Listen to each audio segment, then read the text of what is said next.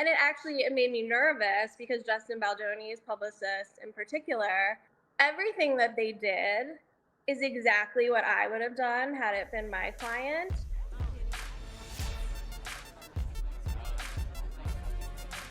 Hi and welcome to Blossom Talk. I'm Kjersti, and here on my channel I talk about my good and bad experiences in Hollywood and working as an entertainment reporter. Today I have a really cool guest with me. I've been dreaming about having a publicist on my show because I feel like there's been so much talk about publicists and their role in this whole drama between Blake Lively and Justin Baldoni. As you know, Blake Lively sued Justin Baldoni's publicists, and one of Blake Lively's publicists also sued the other publicists. They've been just like dragged into this involuntarily, mainly because they've been doing their job.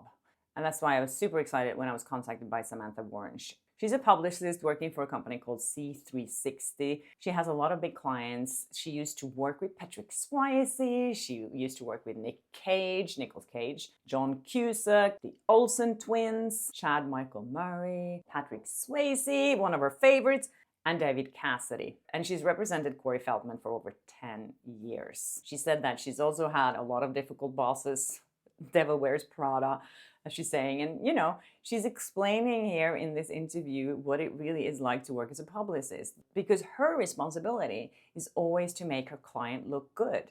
And she completely understands where Justin Baldoni's publicists were coming from. She also said that she felt like Blake Lively should have apologized to me. And if she was her publicist, she would have encouraged her to do that. Anyways, here is Sammy. Hi, Samantha. My God, I am so excited to have a real publicist here on my channel because there's been so much talk about the publicist's involvement in this drama with It Ends With Us. And I feel like you guys have kind of gotten a bad rep. What do you think? Like, how did you feel when you saw all of this coming to light?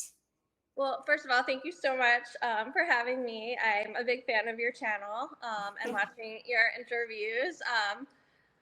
So when all of this happened and these publicist names were kind of being dragged through the mud in the New York Times article, it almost saddened me because it felt like my profession was getting a bad rap and kind of misunderstood within all of this.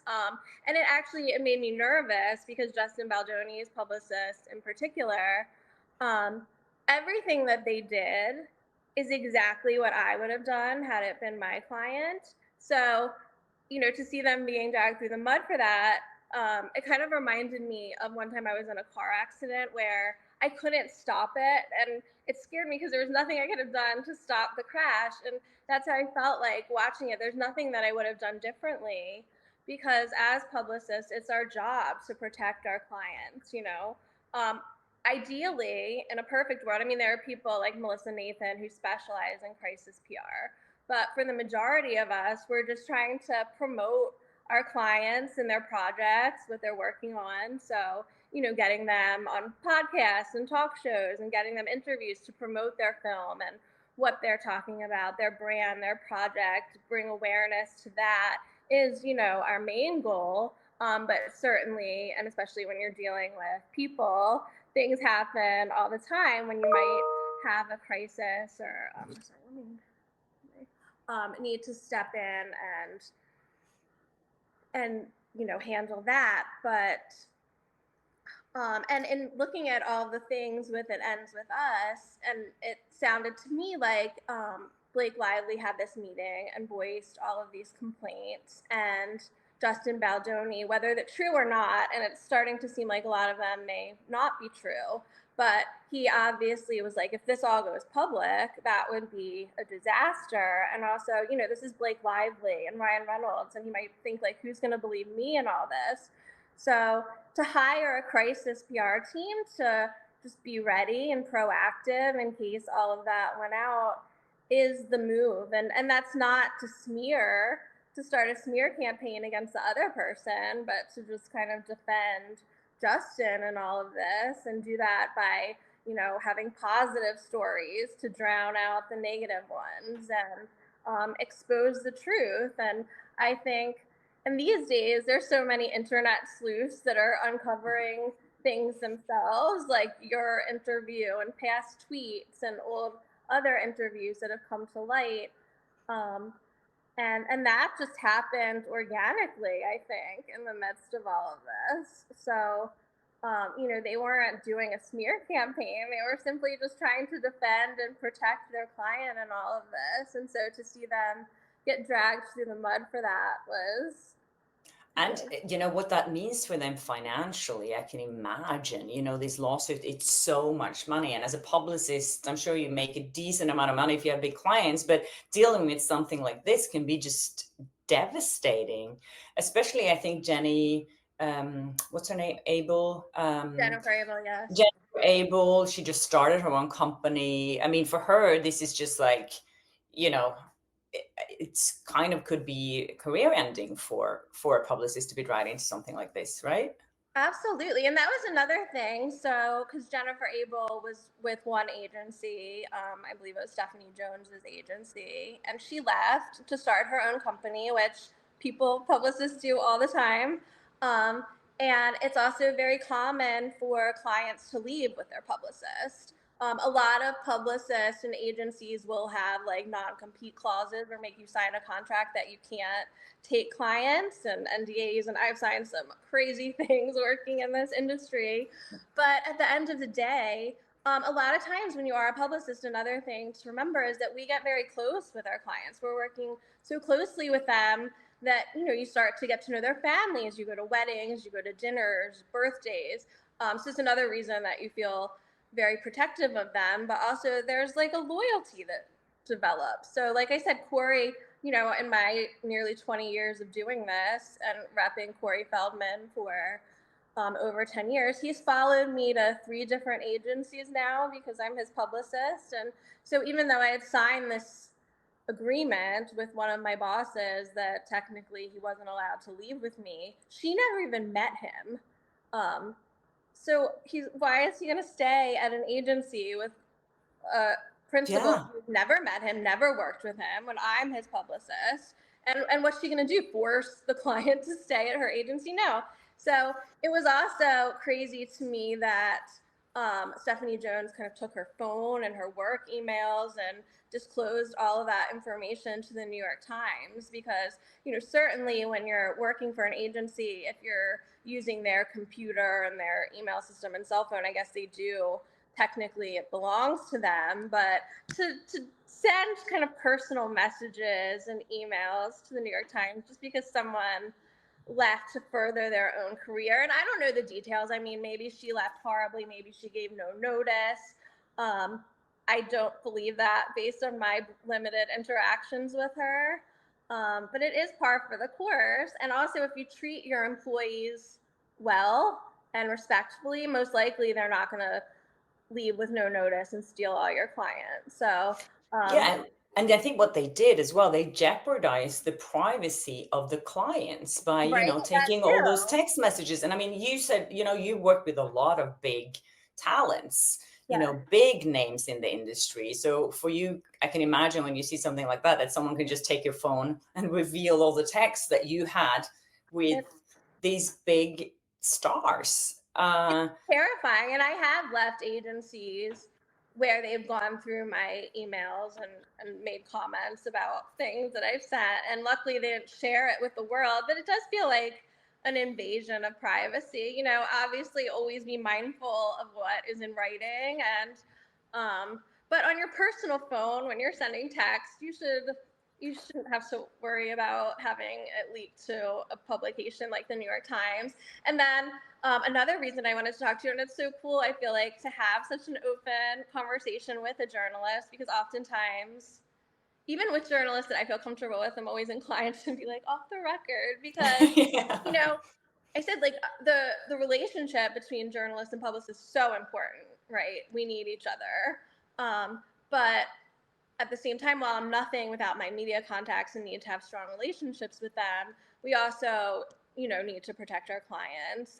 And sometimes interviewers can be rude. And like I said, you know, in that situation, like I would encourage my client to stand up for themselves respectfully or even walk Yeah, with off. my Blake But, Lively, the viral video. Yes. right. But Yeah. but in your video, you were being so lovely and kind, and it just Thank made you. no sense to me because, you know, and as a publicist, sometimes we when a reporter's rude, we nip it in the bud. We pull our client away or stop the interview. But in this case, it was like the talent was being rude and for no reason at all. And I just want to commend you for, I mean, I know you're a professional, you've done this for such a long time, but you're still human and you really kept your composure. And I don't know how you did that. Thank you. So we were just emailing a little bit about this. Like you said to me that you would encourage Blake Lively in that situation to say that she's sorry. And you think that it's not even too late to do it now if you were her publicist. So what would you do right now if you were Blake Lively's publicist? Well, I would absolutely encourage her to apologize to you. And I wanted to ask, would you accept it if she were to apologize at any Yes, time? I always will accept an Of course. apology as long And as that's it's genuine and she actually means right. it. That's the thing, though. And that's the thing. And I always encourage my clients to, and obviously, in a lot of the clients that I choose to work with, I mean, I've worked with Corey Feldman for over 10 years because you'll be hard pressed to find an interview or any interaction with him where he's rude, even when people are coming at him. Sometimes when he's been defensive, when there's interviews with Matt Lauer and Megyn Kelly where it was live and I just wanted to pull him out of there. But he's never rude. But for Blake Lively, if I was her publicist, I would absolutely encourage her to apologize to you, to some of the other journalists and individuals that were offended by comments that she makes, because I think it's never too late to do the right thing. So, you know, I think normalizing, apologizing, whenever that may be, even if it's years later, it's the right thing to do. So do it. I would also encourage her to lay very low. I thought them going to Saturday Night Live was wild. Oh, yeah. But, you know, and I know And the premiere. What did you think about her going to South by Southwest for the so premiere? I'll give her a little grace with that because I imagine she was contractually obligated to do promotions for the film, and was contractually obligated to be there. And I think it's kind of a lose-lose because on one hand, if she wasn't there, that would have been the story, and but then she was. I don't know, but I assume she had to be there. So I mean, to, you know, do her obligations and try to promote this film. I don't blame her for that, but I think that once she's done promoting this film and fulfilling her obligations, she should take a long break. And of course, like, apologizing for some of her past behaviors, where she's offended people, is always encouraged. I mean, I don't know if you saw that my Anne Hathaway interview and how she I came out did. and apologized. And you know what that actually did? That people were like, "Oh my God, she's amazing. We love her." It's just so easy to do something like that, but I feel like it happens very rarely in Hollywood. Why do you think people are afraid of saying they're sorry? Is it like because of legal issues? Is it like because they have a big ego? What do you think, especially I feel celebrities and politicians they don't want to say, they don't want to own up to their mistakes. Sure. Do you agree with that? No, I mean, there are times when legal is involved, and you have to be careful for that. But generally, and taking accountability. I mean, I'll give you a perfect example of a PR strategy that I think was handled perfectly. I don't know if you remember when Reese Witherspoon and her husband got pulled over for a DUI, and you might not remember because the PR was handled so I flawlessly. do remember it But though. Yeah. recently, she apologized. She took accountability, said it was completely wrong. They should have Ubered. I think she said all this crazy stuff to the police, like, "Don't you know who I am?" And Yeah. she That's was what like, I "That was remember. Yeah. like that was completely ridiculous. I should never have said that." It was just completely owning up, taking accountability, taking responsibility. It was sincere. She didn't skirt around it, and people forgave her. And I think that's a good example of when taking accountability and apologizing is really effective. But I think it can be hard, especially in today's age where people are doing things wrong, and especially influencers. They'll get on and there was this whole like beauty influencer apology scandals when they would wear their hoodie and kind of do these fake tears, and people would pick apart their apologies because maybe it felt performative or not sincere. And so maybe people are afraid that people will pick apart their apologies or say, it's too late. She's just doing this because everyone's coming at her to do it. Or, but again, I think Anne Hathaway apologizing to you is a perfect example. Like, again, people very well might have said, well, she made this video, she kind of had to apologize or whatnot, but that's not the case. People, she did the right thing. She was nice. She seemed sincere. And by the way, I was watching your interviews, and I think people, I know you said it before, but when you're doing these junkets and these celebrities are going from journalist to journalist to journalist being asked the same thing over and over again, and even publicists were sitting in there listening to the same thing over and over and over again. And so you were asking creative out of Thank you. Which is really refreshing, and I appreciate that. And it was nice to see that some of the cast members appreciated that. They did. Thank you so much for saying that. Yeah. I feel like I've talked about on my channel, like journalists, sometimes we feel like we are like the bottom feeders and we're being treated badly. But I think, as a publicist, I feel like you guys, you're getting yelled at from all accounts. Like journalists get annoyed with you and talents get annoyed. Is that correct? How do you, yeah. Well, on red carpets, constantly being yelled at to get out of the shot. We wear all black, try to fade in the background and just not cause anyone to get in. We don't want to be in the picture. Again, want to be behind the camera. So getting yelled at there. And certainly, a lot of times, even people ask me like difficult celebrities that I've dealt with, and a lot of times I'll say it's oftentimes the agents, the managers, the publicists that are more difficult because it's kind of our job to be the bad guy on behalf of our client. So I certainly have had to be tough in protecting my clients and things like that. And it's funny because I was watching your interview with, is it Ashley, the cute journalist who cried every day and like yeah. yeah. Well, it's also funny because sometimes, a lot of times we'll be with, major talent and they want to talk to the big outlets, but sometimes we're walking down smaller celebrities that no one cares about, and then that can be awkward because sometimes the journalists don't want to talk to the client. So then it's us, like we'll be like trying to get in your ear and be like, do you want to talk to so and so, and then they'll be like, no, and you have to sneakily get your client to and then they might be like, why aren't we stopping here? And it's like they don't want to talk to you. Oh my God, that is the worst feeling, because I've been in that situation and you prepared your questions and then you have a big talent walking your way and you're like, okay, I'm not going to miss talking to this person. And then a publicist comes up, do you want to talk to this person that you've never heard about, but she's lovely? I'm like, yeah, but then I missed the opportunity to actually talk to. And the whole situation is just it sounds like you're nice about it, because most will just be like, nope, we don't want to talk about it. Walk on by.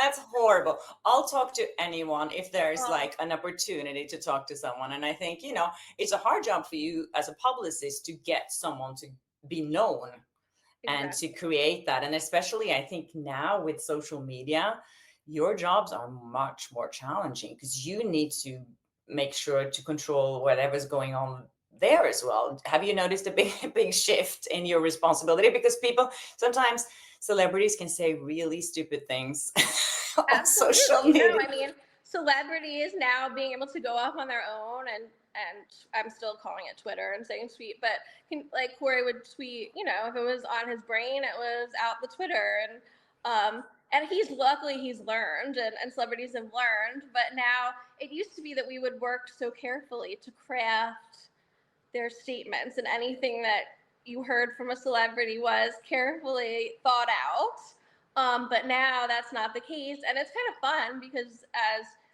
fans, and you get to really interact sometimes directly with your favorite celebrities, but as publicists, we just lost all control. So that can be challenging for sure. So I read an article in the Hollywood Reporter when just after this lawsuit was filed, Blake Lively's lawsuit the first time, and this actor, he was saying like, now I'm a little reluctant actually getting a publicist because I feel like if I have one, it looks like I have something to hide. What do you feel when you hear something like that? That makes me sad, and that's also partly why I really wanted to come on here, because publicists really are to elevate your brand, to bring awareness to what you're working on, whether you're an author who wrote a book or an artist who has a new song out, an actor with a film.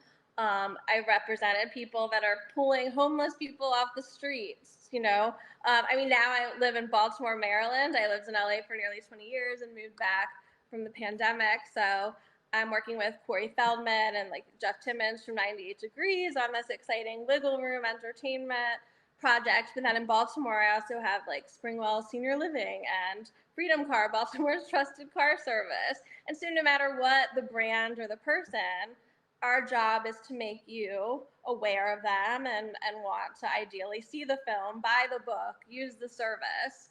And that's the main goal of publicists. But then, and PR is such a, sometimes I don't even know how to define it because there's so many different facets.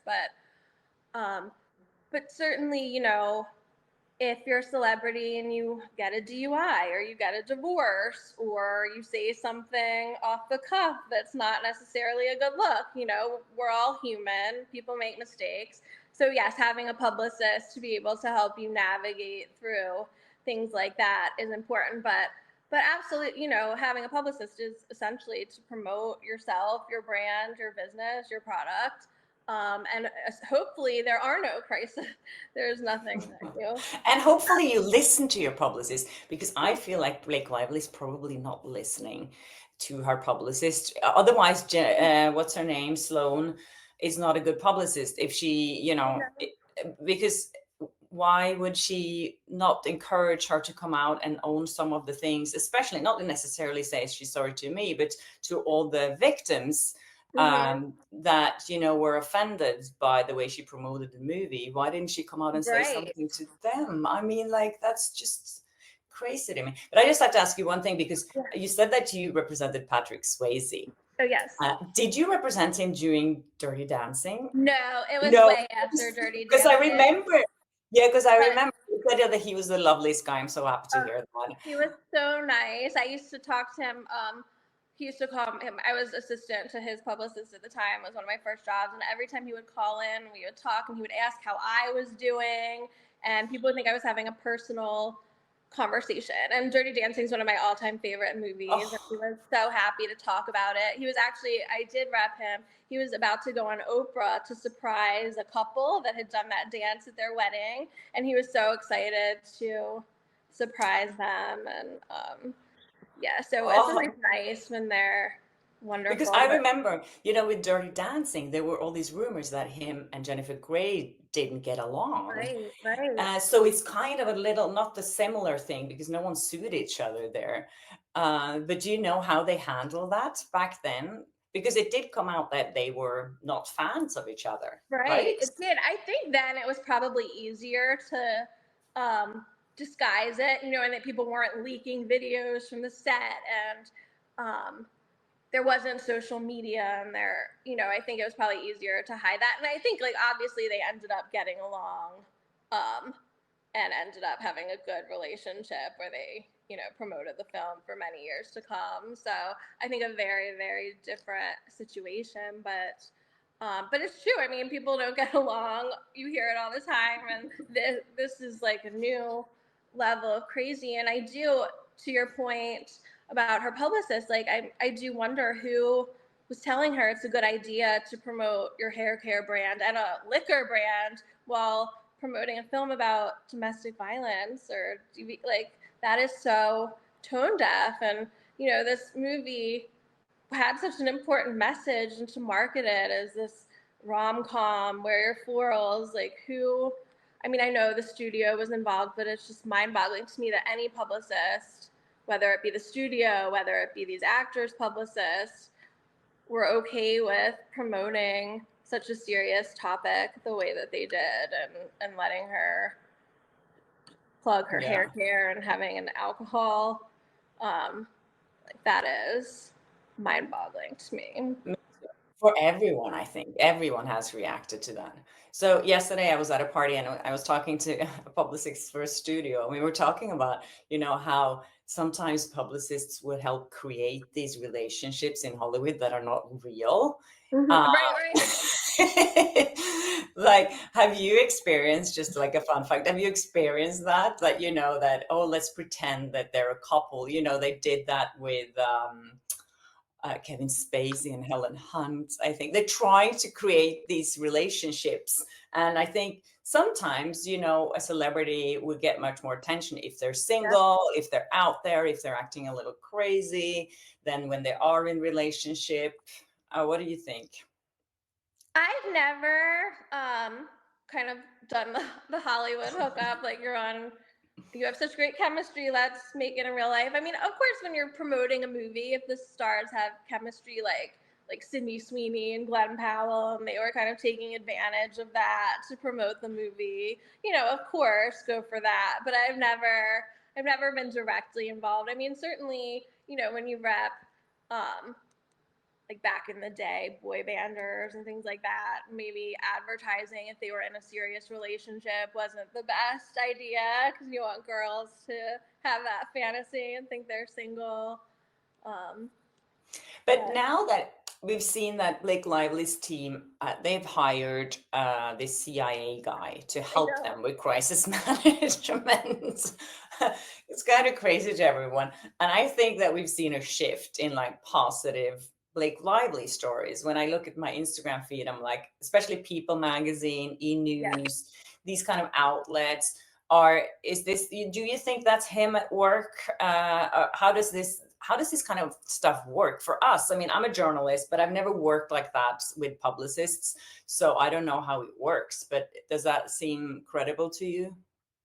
I mean, absolutely. And again, the idea is to fill the press feed with as much positive stories as you can get. And obviously, this CIA guy, and I know Leslie Sloan, they have tons of contacts, and this is where your relationships with journalists really come in handy, because you can pull a favor and be like, I really need you to run this positive story. And you see, like, a lot of the headlines are very similar, so it's a lot of the same, like being picked up to multiple outlets, I feel like, with the same. Yeah, you can hire, you said, sorry. You can hire companies to actually get rid of the negative. Oh, you can? Headlines too, now you can do that. So, which, do what you gotta do if you wanna clear How it do you again. do that then, to remove it from Google? To fix your Google for you, basically, to take away all the bad stories? You can. There is a company I worked with a client a few years ago that did do that. I can't think of the name, but and I don't know, what people would think in terms of being ethical, but getting rid of old bad stories, piling up with new stories. I would never ever like smear someone else and run a smear campaign. I mean, certainly showing someone for who they are. Like, everyone's saying, oh, you exposed Blake Lively, or I mean, she was on camera with the expectation that that interview was going to be aired. So I feel like she exposed herself, that's what she was doing. Yeah, you said to me even that someone that worked with her on Gossip Girl, and that she didn't have a good rep. Well, I said, so I did meet Justin Baldoni and his family at an event. Brooks Brothers in Beverly Hills used to do this great event for St. Jude's Children's Hospital, and I met him and his lovely wife. And funny story, I actually stuck my foot in my mouth because they had their cute baby, and I was like, oh, he's so cute, because it was dressed in like brown, and his wife was like, oh, it's a girl, and I'm like, oh my God, I'm so sorry. And she's like, no, I totally dressed her like a boy. So, Yeah, so they were so nice. And then I do have a friend who worked on Gossip Girl and said that Blake was difficult to work with for sure. But I did want to say, so, I'm currently working with Jeff Timmons of 98 Degrees. And speaking of like a nice celebrity, so we're working on this VIP entertainment venture called Wiggle Room, and they're going to bring all these shows to the Lowe's Hotel, starting with this amazing magician Banachek this weekend. So we're promoting that. And so there was a journalist who was supposed to interview him, and her mom had a heart attack the night before, so she wasn't able to complete the interview. And she had another colleague that was going to take it over, but she was just like, please tell Jeff that 98 Degrees is one of the nicest bands I've ever interviewed. I'm so sad. I'm going to miss this. So Jeff was like, please, can I have her email? I want to write her email directly. I'll copy you. And sure enough, immediately sent her such a lovely email, sending her the best. And that's the type of person he is. He's just one of the kindest, nicest people in the industry. So it's always so nice to work with the really nice ones. Yeah. Are they further apart, you think, the nice ones? I mean, are there a lot of I'm really lucky to work with some really nice people, and I haven't had that many bad negative experiences with talent directly. So I've been lucky, but you always hear stories, and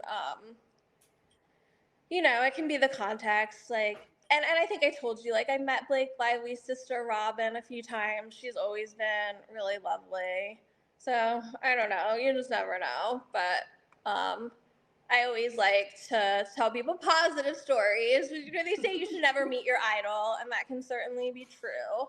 But whenever I have a positive story, I always like to share that because it makes people happy. And like Corey, repping Corey for so long, like he's always just so nice to his fans. So, just leading with kindness is just a really good way to live. And luckily now I'm in a position where I get to choose more so who I work with. So if someone's being an asshole, then I don't need to work with them. Good for you. Who wants to work with assholes? I mean, Right, life is too short, and exactly. it's just like, yeah, I don't want to be around assholes at all. It's just like, what's the point in being mean to people? Right. Yeah, It's never exactly. going to You get don't you anywhere. deserve it. You did not deserve that in your interview. Um and yes, if that was my client, I would have said something. Absolutely.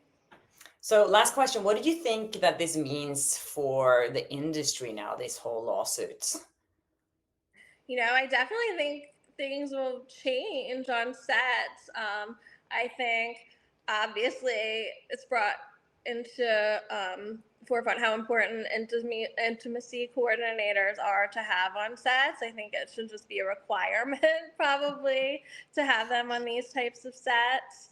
I think as publicists, we just have to work harder to show our value. And I just think the main lesson again to learn is like lead with kindness, and these things won't happen. I mean, and also for an actress to come in and just take over a movie like this is also insane. I mean, talk about like going completely out of your lane. I've never heard of such a thing. So I don't know if directors will, if there'll be more put into place to like do your job, or it's always nice to have that collaborative environment and give actors a chance to contribute and add to their character, and a lot of directors are open to that. But this might scare, if anything, this might scare directors into letting people be collaborative,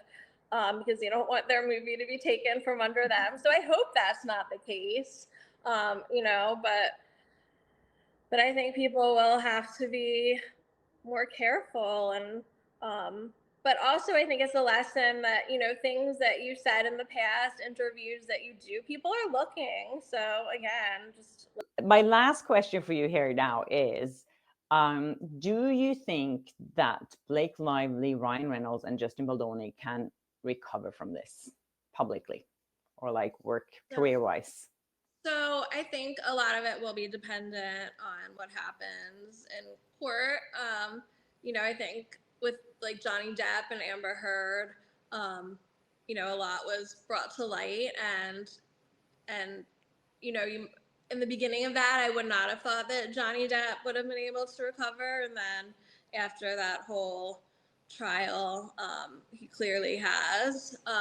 So I would say I think that Ryan Reynolds definitely will recover. Of the three of them, I think he has the best chance to continue on.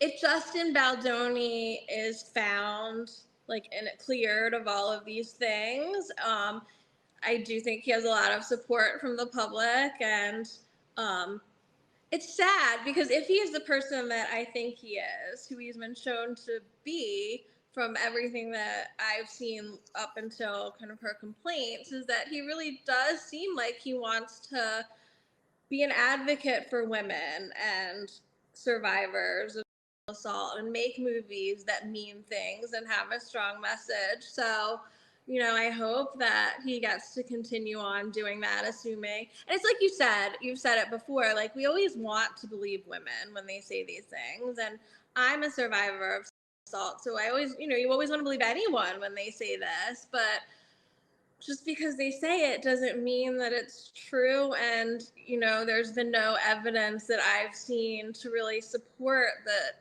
this has happened. And I think, like you've said too, like the fact that she never texted anyone saying, like, I had a really uncomfortable day at work, or he made me feel this way. And so, yeah, so assuming that Justin is the person we think he is, I really hope that he recovers and has a prosperous career. I mean, this is all, they're going to be remembered for this, for sure. It's going to take a while to go away. And I think if Blake Lively lays low for a while, she didn't murder anyone's dog. I do think people will have the capacity to forgive her. But it's interesting because I don't know if you've watched any of Candace Owens' coverage of all of this going on. And although I disagree with her with basically everything that she says politically, but her coverage on this situation, I do tend to agree with a lot of things she said. And one of the things she said is it's very hard to forgive Blake Lively at this point, even if people want to, even if people saw her at South by Southwest and were saying she looked anxious, they felt bad for her.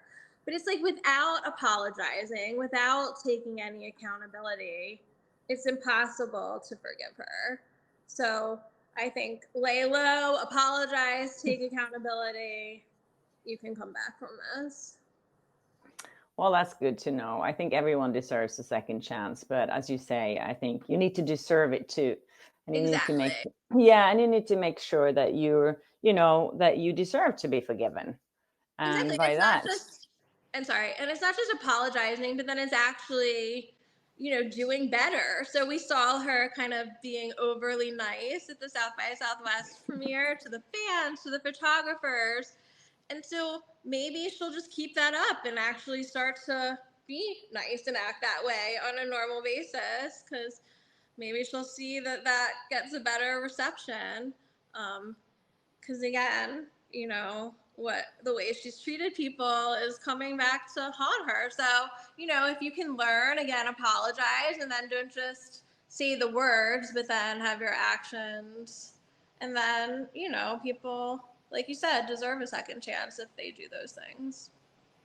thank you so much, Sammy, for being here and explaining all of this. I really think that so many people learned so much from our conversation here. Thank you so much. And it's so good to see like a publicist, represent, because your industry or your business has been really tarnished by everything that's going on here.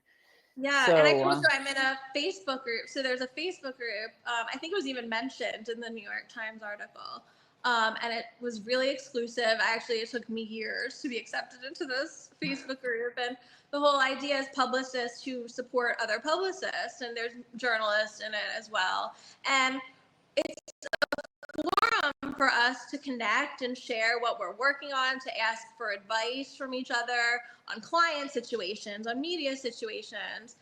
Just like, again, publicists who like other publicists supporting each other.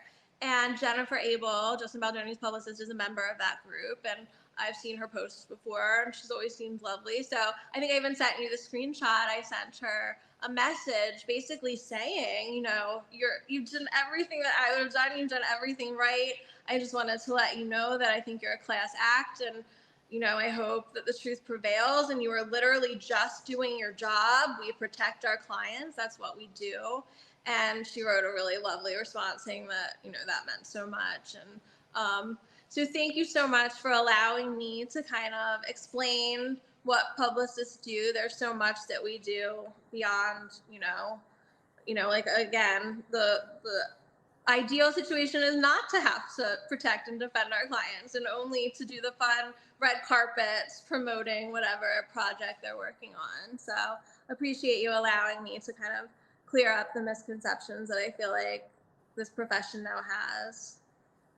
Thank you so much. And yeah, this was amazing. I really appreciate you coming on here, Sammy. Oh, Thank yes, you. thank you so much for talking to me.